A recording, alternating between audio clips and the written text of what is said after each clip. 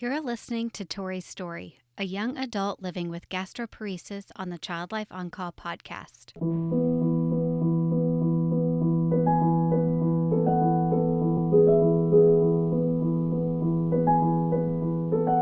It's really hard to be a sick but healthy individual in this world. You need people who can relate. And luckily, with social media, it's really easy to connect with these people and share stories and draw inspiration from each other. Hello, listeners. I hope that you have enjoyed the different perspectives I've been able to share with you throughout Child Life Month. From an interview with a community-based child life specialist to a surgery story and supportive tips from a CCLS, I've tried to dedicate the episodes this month to feature the hard work that is put into our profession. To close out Child Life Month, I'll be featuring my interview with a young adult, Torie. She approached me about being on the podcast, and although she's not a parent, she has an incredible perspective about chronic illness that I feel is important to share. Both parents, colleagues, child life specialists, and the community could really benefit from hearing her story. What's special about sharing her story during Child Life Month is that in addition to being a young adult with gastroperesis, Torie is a child life intern embarking on her career to becoming a child life specialist. So without further ado, I'm honored to share with you my conversation with Torie. My name is Torie. I'm from outside Philadelphia. I still live about 5 blocks away from where I grew up. I currently am relocated to New York. I'm doing my child life internship here. I have lived outside of Philadelphia my whole life, ended up at Penn State, and have always really had a passion for helping people, for volunteering, and I really just like giving back and trying to make the world a better place. That's so great. I feel like that's why so many of us kind of get into this profession. And then you kind of also have an interesting experience. You're a little bit of a different interview for this podcast. And we talked about that. One is that you're not a parent, but you were kind of the child with an illness. Or I guess you weren't really a child, but, an adolescent with an illness. And then, you and your mom kind of having the relationship between it. And I think you'll talk a little bit about that today with your family. But why don't you just get us started and tell us why you're here on this podcast today? Sure. In my freshman year of college, I was driving home from class and I got into a car accident. I ended up with a concussion that lingered for a very long time, and it progressed to both include migraines, difficulty focusing, dizziness, to also making me really nauseous and making me vomit. I went for 9 months continuously getting sick, and everyone kept telling me, it's post-concussion syndrome, it's something in your head, it's anxiety, it's an eating disorder.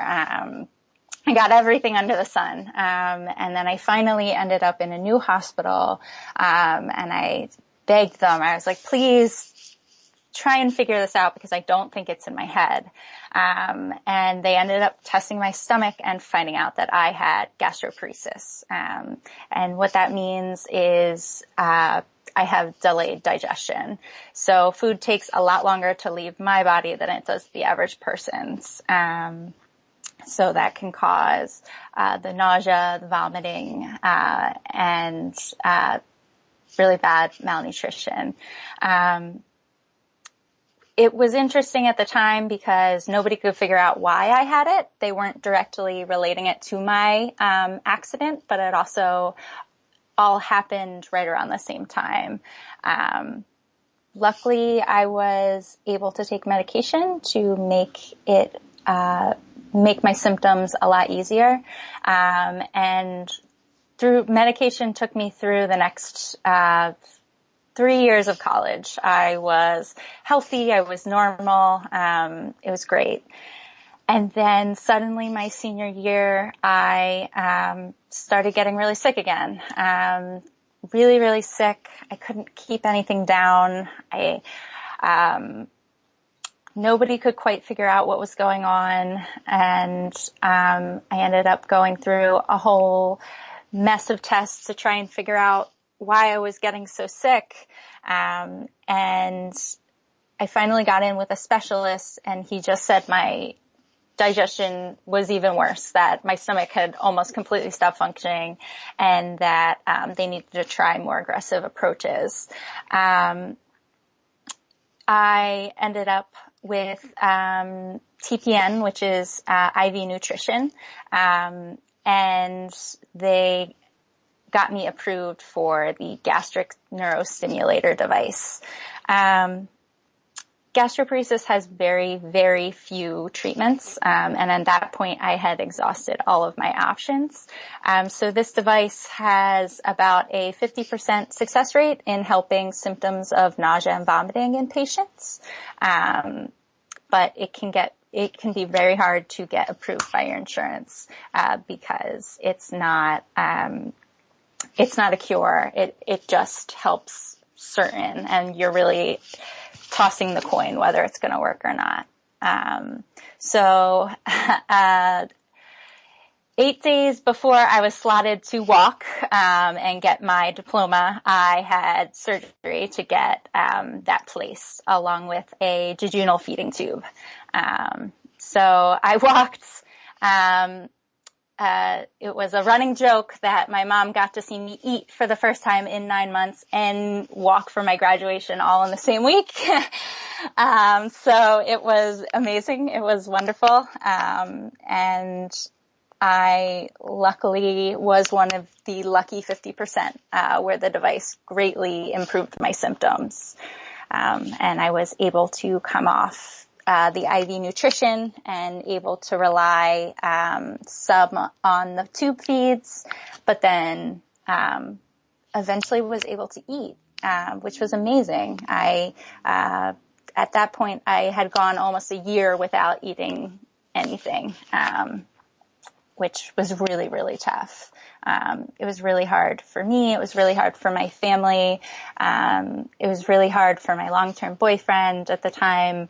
We all just couldn't quite figure out why I had gotten so sick again. Like I said, I was really lucky for a while. The device helped me really well. And then actually during my child life practicum, I ended up starting to get really sick again. And I crashed pretty hard, pretty fast. At one point I was admitted to the hospital with a heart rate in the 20s, because my body was so out of nourishment that it was slowly shutting down, which was really, really scary. It was horrifying, because nobody ever told us that gastroparesis could get this bad. And we were not even slightly prepared. I ended up with feeding tubes again, and another PICC line for TPN. I had extended hospitalizations, but over the next 3 years, I was able to progress, and we were able to figure out the correct formula of settings for my gastric stimulator, diet, fitness, and just general life choices. And it's been a really long time. I am, I think 2.5 years tube and central line free, which is amazing. Yeah, awesome. It's amazing. So, yeah. Wow. Do you mind talking a little bit more kind of about, I guess this was all happening at a really kind of intense time of your life. I mean, you're graduating college, you're starting your career, and then did you have to put all of it kind of on the back burner to take care of your health issues, and who helped you with that? Yeah. So I started to get sick. I was 22 when I got really, really sick. I had just started legally drinking. I had just started really, I had just gotten back from Africa, and I had these big dreams of graduating and joining the Peace Corps and going international. And then I was slotted to graduate. I was going to graduate, and pursue child life and get into the field. And this just blindsided me and my family. My mom has been a pediatric nurse my whole life. And she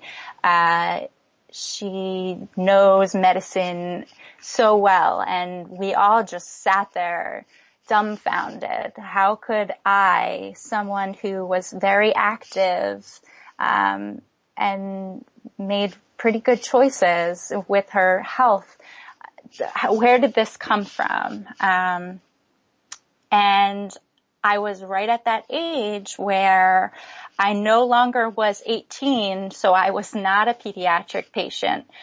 But at 22, my mind was not an adult yet. I was not ready to be in an adult ward. I was not ready for adult doctors didn't know what to do with me.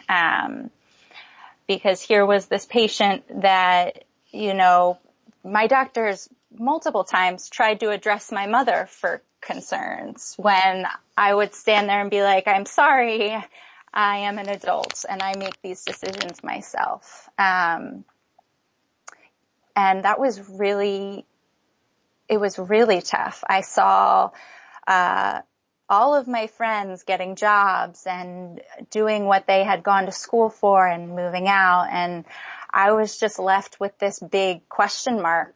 I had no idea if I would ever eat again. I was getting invited to go on bachelorette parties and go do these things, and I would have to prepare my IV nutrition to bring with me. My life was so different than my friends all of a sudden, and I didn't have anyone who could relate, and that was really tough for me. I lost a lot of friends because it was really tough for someone who was completely normal to suddenly be so sick, and they couldn't relate to me. But my family was an incredible support. They dropped everything to be there for me, and were so very present. And my mom, if I didn't have a nurse mom, I probably wouldn't be here today. She took care of me, but she also enabled me to take care of myself, which was so important. Yeah, it sounds like she taught you how to be your own advocate and ask for what you wanted and do what you needed. Yes. I'll never forget, there was a doctor who did not want to prescribe me TPN. She felt like it was unneeded, even though I was too weak to get out of bed at this point. We had already done this once. We already knew how my body would go. And she turned to me and she said, I'll discuss TPN with you when your mother's here. And I said, are you sure you want to do that? And she waited, and my mom got there, and I said, Mom, my doctor wanted to talk to you. My mom had just gotten off night shift. Oh, no. And she walked up to that nurse's station, and that doctor was no longer my doctor after that. Yeah. Because I said, you think I'm bad. You don't know what a fiery nurse mom will do for her daughter. Yeah. My mom is the lion when it comes to her children, and I am so thankful for it because it's taught me to yell and scream for what I know is right. For sure. So what was the physician's hesitation in giving you the TPN?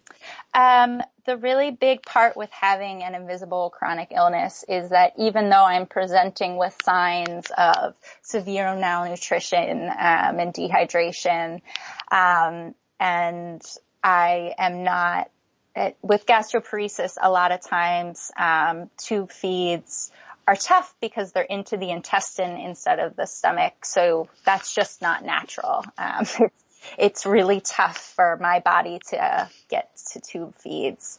And at this time I had tube feeds going. I had just gotten my new J tube. But I was not doing well. And I said, my body's not going to heal unless you give me TPN for a little bit to help. And she just didn't want to give it to me. She just kept saying, there's no reason why the J-tube feeds aren't enough for you. There's no reason that we can't increase the rate more than you are. And that's just a piece of medicine, unfortunately, is that the patient's experience is not always fully appreciated. And they like to believe things don't physically hurt, when really they do for some patients, and it's very individual.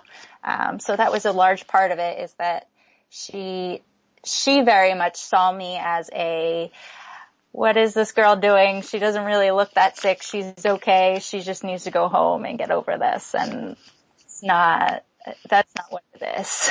How frustrating.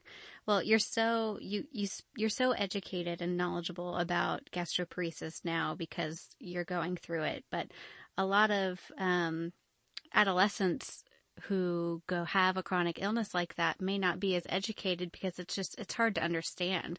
So what do you think it was within you that wanted to learn as much as you could to be your own advocate? Do you feel like you kept good track of what was happening when you were in the hospital? Did you kind of keep track of what you were able to keep down and what worked and what didn't? It was a lot of trial and error, that's for sure. I think that once you get over the fact that you have this illness and it's not going to go away unless you do something about it, you really have to. It took me a while. I sat there and I felt sorry for myself for quite a bit. And then, I said, the only way I'm going to get better is if I figure this out. So I did a lot of research. I looked up different diets, and I did a lot of keeping track of, this made me sick last time, but it also had this in it, so maybe I can try just this ingredient. I broke stuff down to the very vital small pieces, and I worked up from there. I reached out to a lot of sources. I read quite a few books with suggestions. But the thing about gastroparesis is it's very individual in the way that it affects people. So what works for somebody else will not work for me. But it was, a lot of trial and error, a lot of having trial and error and then trial and error again. The next time it would flare, and just, I wrote a lot about my emotional experiences, but I wish I was better at that documenting of cause and effect with symptoms. I am not the best diary of symptoms, but while I was in the hospital, I had a lot of help with that from nurses and things like that. And it's a lot of finding what works for you and being open-minded about things, and just things aren't going to work unless you try. That's the biggest lesson. Do you mind walking us through what those first few moments or days were like after you got that diagnosis initially? Did you feel relief? Did you feel kind of that doom and gloom, or was it both? So the first time I got diagnosed, it was a large relief for me, because I had spent 9 months thinking that this illness was a concussion and they kept pointing out post-concussion syndrome similar to what a lot of the football players get. And that was really scary for me, because I was sitting there like, I'm never going to get better. I'm just going to get worse, because that's what a lot of people were telling me. If the symptoms were lasting this long, they could last for God knows how long. So when and then I had professionals telling me it was in my head. I was checked for pregnancy. I was accused of being bulimic, and I was really happy to finally have a diagnosis and be able to be like, no, look, it isn't in my head. There is something actually wrong, and you guys were ignoring it. You weren't listening. Yeah, you got validation to what you had been screaming from the rooftops. Yeah, and I think it would have been a little bit different of a situation if I didn't have those 4 years where I was able to use medication and be totally almost normal. I think it maybe would have been a little bit different if I was really, really sick and I didn't get better and I had to fight through everything I had to fight through right in that time. But the fact that at that moment I got an answer, it was just such a relief. It was such a relief. How did you and your family handle the diagnosis? It was reassuring that we knew what was going on. I think what made us really frustrated was when we realized the hurdles that we had to get through to get me good treatment. The medication that they put me on, we had to order from Canada, and it was a huge thing to try and get it here. There weren't as many like compounding pharmacies. It was really expensive. We had to pay out of pocket for it. We had to change the food that we bought for a while. It was a lot of small things like that we'd never had to think about before. So it was just kind of trying to shifting our focus. I am blessed with a very, very supportive family who is very understanding or strives to be understanding. They try and make accommodations whenever they can, and really, our troubles are all shared. There's nothing that anyone goes through alone. So they were happy that we had at least an answer, and now we just had to figure out what worked for me. And they did. They stood there with me, troubleshooting medications and troubleshooting doctors, and it would have been impossible without them, especially when I was 19 at the time. Can you describe some of the misconceptions that come along with having gastroparesis? Gastroparesis definitely shows its symptoms in different ways in different people. So a large problem for many gastroparesis patients, and when I am in a flare, is pain, and it's abdominal pain, and it is really, really awful. But because it's abdominal pain, and we also already present with delayed digestion, treatment with things like narcotics is not really an option, or can make people even sicker, because it slows the gut down even more. And just access to those medications. In order to get into a pain clinic as a chronic illness person, it took me forever when I was really sick, to get in. And when I did, I was the youngest person by God knows how many years. I stuck out, and I don't present like someone who's sick. Especially if I'm able to get to a healthy weight, I don't look sick. And that's what we get a lot when we stumble into the ER. But you look fine. You're so young. How can you be this sick?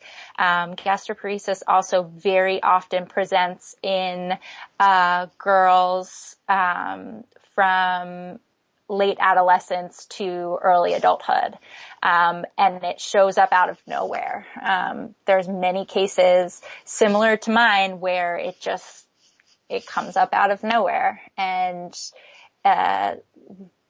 it's really tough to prove yourself, because a lot of people see it and they like to label it as drug seeking, or label it as an eating disorder or attention seeking. And it's very hard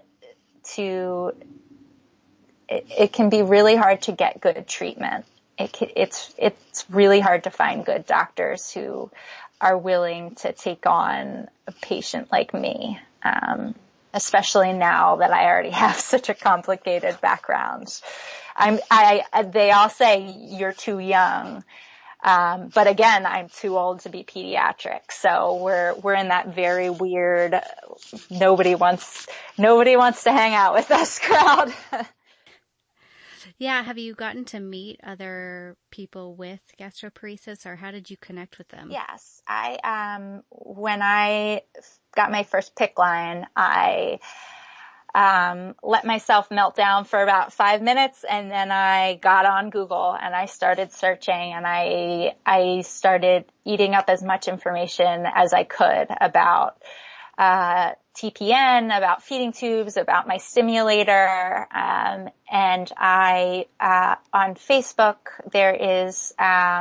there's this organization called GPACT, which I am not going to remember what it stands for right now, but they have support groups on Facebook based on age. So I joined because at the time I was still considering myself. I joined the teen and young adult one, and I met some girls there who I am still talked to very often. And they're the ones who talked me through getting my first feeding tube. They're the ones who talked me through, treatment options and what worked for them diet-wise and what didn't work for them. They're the ones who got me through endoscopies and colonoscopies and all these new things, because in adult world, there is no child life. And if you don't have nurses and doctors who take the time to explain these things to you, you're on your own to get information. So I really relied on these girls. And I used Instagram. I looked up the hashtag, gastroperesis, and I found a whole group of what we call spoonies, because of the spoon theory. And, some of those girls, I was in, my friend Lindsay's wedding. I met her, totally stumbled upon her on Instagram, and I was in her wedding. I've met many, many people. I have traveled to see my friends. I have sat with girls in the waiting room at my hospital because I know how crappy the hospital is and I want to support them. I've flown out to visit people when they're in the hospital. I try and stay active and aware because, like, we need each other. It's really hard to be a sick but healthy individual in this world. You need people who can relate. And luckily with social media, it's really easy to connect with these people and share stories and draw inspiration from each other. And yeah, they've been a very, very big part in my growth through chronic illness. And I'm very thankful for them. Sure. And I mean, you go for such long periods without eating food, which is just like, it's hard to comprehend. Yeah. When I first started going completely without food, it was such an odd concept. As thinking of it now, or thinking of it as a healthy person, you think of the concept as crazy. People are literally like, I could never give up eating. I could never feel that bad. But I got to the point where I just couldn't do it anymore. It's so hard to eat knowing that you're going to get sick. So at no point did the doctor say stop eating, because they always encourage you to try. But I think that in total, I went about like 2.5 years without eating anything by mouth. And taking away food is so much more than taking away nourishment. It's taking away the social opportunity. It's taking away like such a comfort. I really struggled with finding comfort because for me, cooking and like sitting down and eating something that I loved or something that reminded me of someone, that brought me comfort. I really struggled. I almost always get sick around Thanksgiving. It's like that's just the time of year that I go into flare mode. And so Thanksgiving is always a really hard holiday for me because it's all about food. And that made me very, very conscious of how much our culture and culture in general is revolved around meals and food. And that was so hard. I would have really bad anxiety to sit down for a meal. I didn't want to do it. Like, it was hard to be around food. You lose your hunger, but at the same time, you're still so hungry. And I don't think it's not just hunger for the food. It's hunger for the sense of sharing that time with people. And it was really hard to adapt my life to that. Really hard. You just miss eating. It's just it's a very enjoyable piece of life that it makes you almost feel unhuman. You don't, it affects your perception of time, and it just affects so many pieces of your life, that you don't really realize until you have to do it. We take it so for granted, eating meals, and, just thinking about what you have to go through. It's just, it's hard to comprehend. Yeah. Even now I stick to a very strict Torie-Friendly diet, I call it.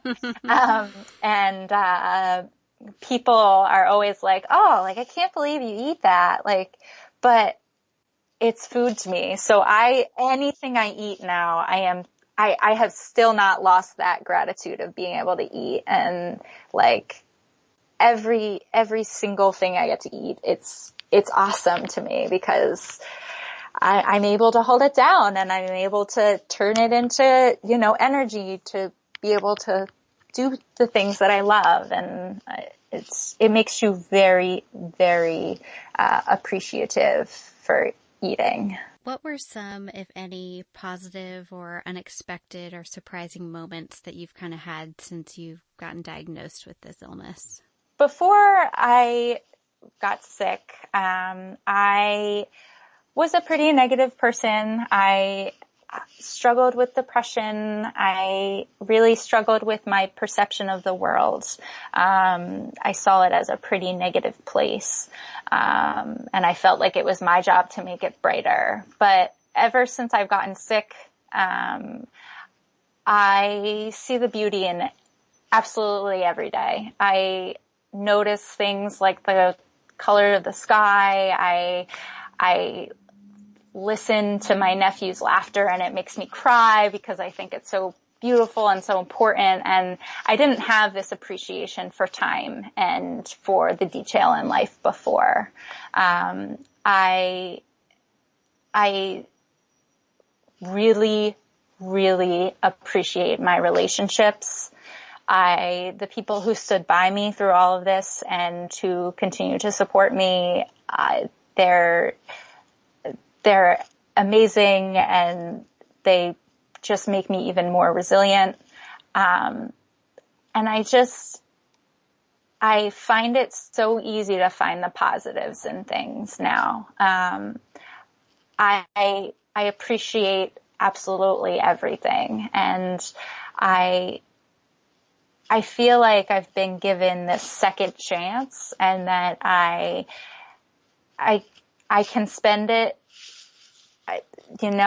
I can spend it trying to see and do as much as possible, because life's not about, life isn't about how much money I'm going to make, and it's not about the job I have. It's about what I do, and it's about the way that I look back and see what I've done and what has made me happy. And I've definitely learned to find happiness in a one-bedded room with one window that faces I'll never forget it, that brick wall. And I will never, if I can find happiness hooked up to a feeding tube and a TPN. Like, I think that people need to realize that you can find happiness anywhere. It's very easy when you take a step back and think in perspective and, see the color in that sky and really listen to your kids laugh. Like, it's all beautiful and it's all positive. So.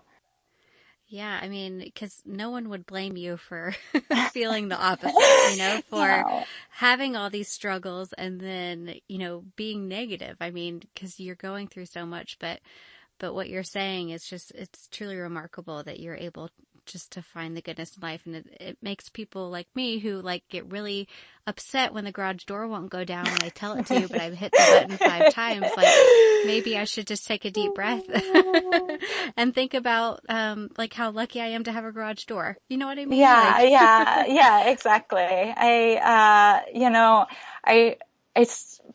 My illness still unfortunately touches my life every day, but I am able to take a step back and, be thankful, just be grateful for it and be like, maybe it didn't make me feel great. I didn't feel awesome all day, but I was able to do this, this, and this. And, and that's all that matters at the end of the day is if you can reconfigure the way you look at things and you focus on the positives, then your life's not going to look as dark. Sure. I love that. Who has helped you the most through this process? Music was and continues to be a foundation of my coping. Eminem has gotten me through more hospitalizations than I could, say for anything else. But my sister Tyler, during one of my hospitalizations, through every hospitalization actually, has always been the one to try and teach me that positivity, to find the good in every day. The one hospitalization, she helped me to start essentially gratitude journaling, but putting it up on my wall so I see it. And I've taken that with me through every stride and every day.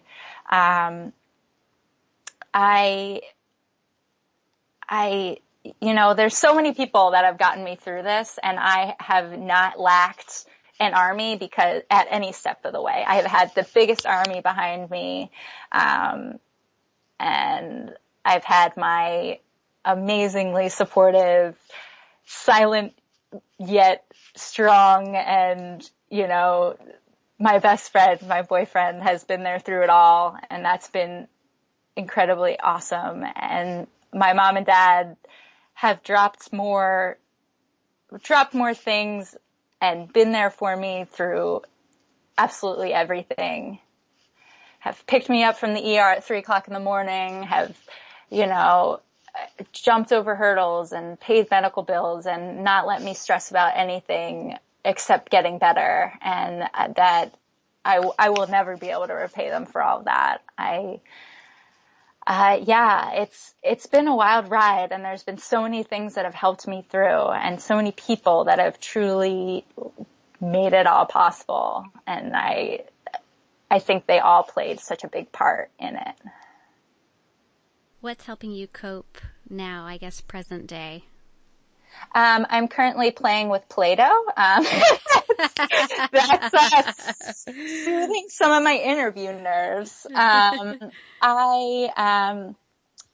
a pretty big writer. I try and write often. As I said, I'm really creative, and really expressive through crafts. I love to collage. I am a very, very big, I'm very big into yoga, and that really, really has been a huge part of not only my coping, but my treatment. It's really helped my symptoms a lot. I run. I love running. My boyfriend and I love to go hiking. I love the outdoors. If I can be outside, then I feel better almost instantly. It's also taking my experience and pulling good from it. So I'm a really big advocate in the gastroperesis community, and I offer a lot of support to patients and families. Especially I found a lot of parents who have teens who really just don't know what's going on. I've been really able to connect people with a lot of helpful resources and just talk them through some of the scary parts of it and just validate their experiences. And that for me, that I am able to take my negative and turn it into a positive for someone else's experience is so, it's worth me having to have gone through it, honestly, because I'm able to help someone with my struggle. Well, you're amazing. And you wrote to me and you said, it's a bad day, not a bad life. And I really like that motto. Yes, 100%. What resources would you recommend to someone who has gastroparesis, or maybe a parent who has a child with gastroparesis? What resources helped you? The spoon theory is really great for adolescents and adults who are diagnosed with gastroparesis or any chronic illness. It just talks about how having a chronic illness is kind of like, she goes into this whole metaphor about spoons and how you go into every day with a certain amount of spoons. And a normal person has pretty much an unending drawer of spoons. And somebody with chronic illness only has a certain amount. And each activity you do, you give a spoon. And for someone like me, I might run out of spoons halfway through my day and have to decide what I'm going to do and what I'm not going to do. But the average person, just can go back in the drawer and grab another spoon. So it's a really, really nice metaphor to have, that kind of puts chronic illness especially chronic invisible illness in perspective. And then Andrea Gibson's An Insider's Guide to Being Sick is a really good poem that I love. Definitely only for adults. It does have swear words. But the line I always really hold dear that I've turned into my mantra is, this is my life. This is my precious life. This is how badly I want to live. So again, it's a really good reminder of, this is the life that I got. And we have to make the best of it. You don't get to choose, but you want to live it to the best that you can. So yeah, those have all been great help for me in this journey. Well, and as a fellow child life specialist, and you're going to be one, I guess, at the end of your internship, which is so exciting. Yes. Yes. I'm so excited. I'm so lucky to have somebody like you in our field who really gets it and is such an advocate, and you're going to be able to help so many people and families and children, just based on the perspective in your attitude. So I can't wait to see what you do and where you end up and where your first job is going to be. Thank you. Me too. Me too. Torie, you are awesome and have such an amazing perspective, and I am so thankful that you were able to tell your story with all of our listeners today, and we wish you the best of luck at the end of your child life internship.